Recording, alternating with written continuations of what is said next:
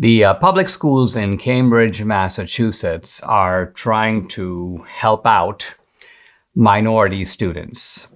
They claim that minority students, particularly low-income minority students, are not doing as well as middle-class students. They're not doing as well as white students, as Asian students. And so they've come up with an excellent, and I use the word excellent sarcastically, remedy.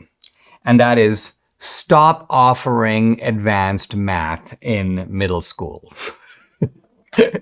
Now, this is the equivalent of saying the way to make sure that whites are not demoralized by not being able to play basketball is stop offering basketball in school. This way, blacks can't play and whites can't play, and everybody's ego is appropriately massaged. So I use the analogy only to kind of flip the scales a little bit, because this is just downright absurd. And it's happening in Cambridge, Massachusetts, where you have a lot of educated parents, and even the educated liberal parents are not happy about this. So there's a guy, Martin Udengard, he's profiled in the Boston Globe. He goes, listen, I want more from my kid. He's a smart kid. He's a rising sixth grader. And he needs to take, the next step for him is to take Algebra 1. But he can't take Algebra 1 because the Cambridge public schools have decided, let's not offer Algebra 1, because if we don't offer Algebra 1, the white and Asian students won't do better than the lower middle class black students. So I don't even want to parse the illogic of all that, but this guy's like, listen, I'm going to have to homeschool my kid, or I'm going to have to send him to private school, which is not easy for me to afford, but I'm going to do it because he can't take Algebra 1 in middle school. Now, the point of all this is, the reason it's important in middle school is because if you don't take decent math in middle school, you can't take advanced math in high school. And that means that you can't do well on the math advanced placement tests, which means that you are disadvantaged in applying to colleges. So ultimately, this is a merit system, and you don't get rid of the merit system completely. You're just sort of putting your head in the sand in middle school, but it has long-term reverberations because, again, if kids are held back at the middle, they're not going to be able to grow in high school to where they need to be. So the district's aim was to reduce disparities between low-income children of color and their more affluent peers. But think about it. It has the exact opposite effect. Why? Because, well, let me give my own example. I show up to the United States, and I am starting out at the bottom. Am I low income? I'm actually lower than low income. I'm at the bottom of the barrel in terms of income. I'm also a minority.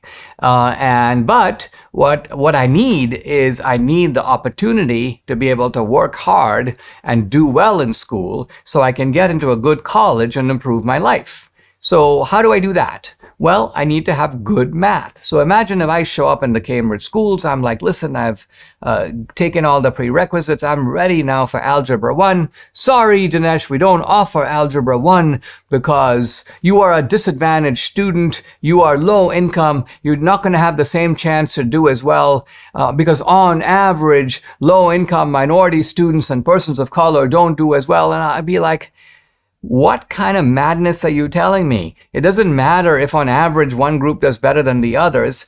You need to offer ladders of opportunity for people who can do the... No one is saying that kids who can't do the work have got to be forced into Algebra 1. They're not. It is merely being offered so that if there are kids who can do the work, they're given a chance to study at their own level. But of course, there was, going back now into the 80s and 90s, initially an attack on tracking. And tracking was nothing more than sorting kids into their own level of ability so that they could study at their own pace. A classic problem that teachers have, and Debbie as a teacher has had this herself, you've got kids in the class who are at different levels. And you always have the problem, what do? Do I teach the smart kids? And then the kids in the middle are like, huh, what? I didn't get it. Tell me again. And the kids at the bottom are like, I don't even know what you're talking about. Okay, should I teach the middle? Well, if I teach to the middle, then the kids at the bottom are still like, I still don't get it. And the kids who are in front are like, that's so easy. I don't even need to pay attention. Let me sort of just twiddle my thumbs or doodle or draw cartoons or these days go on my phone because I've already got this. I don't need to listen to the teacher. So this is a pedagogic conundrum. And tracking was intended to make the problem easier by saying, all right, why don't we take the kids who can do Algebra 1 and have them do Algebra 1? And the kids who need to do the next level of math to get into Algebra 1, well, let's put them into that level. So tracking is hardly a way to hold anyone back. In fact, on the contrary, it's a way to help people get to the level that they need to be at. But this district, the Cambridge Public Schools, are dug in. Quote, we have a huge focus on addressing the academic achievement gaps and the opportunity gaps, says School Superintendent Victoria Greer. One thing the district is not interested in doing is perpetuating those gaps. So we're not going to offer courses that give a chance for the upper income white and with Asians, you're not even talking about upper income Asians because middle income and lower income Asians also do well on test scores.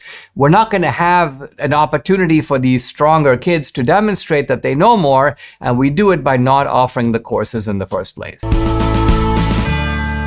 It's the 20th anniversary of MyPillow, and they have sold over 80 million MyPillows. Mike Lindell at MyPillow wants to thank each and every one of you by giving you the lowest price in history on his MyPillows. You get a queen-size MyPillow for $19.98, regular price $69.98, just $10 more for a king size.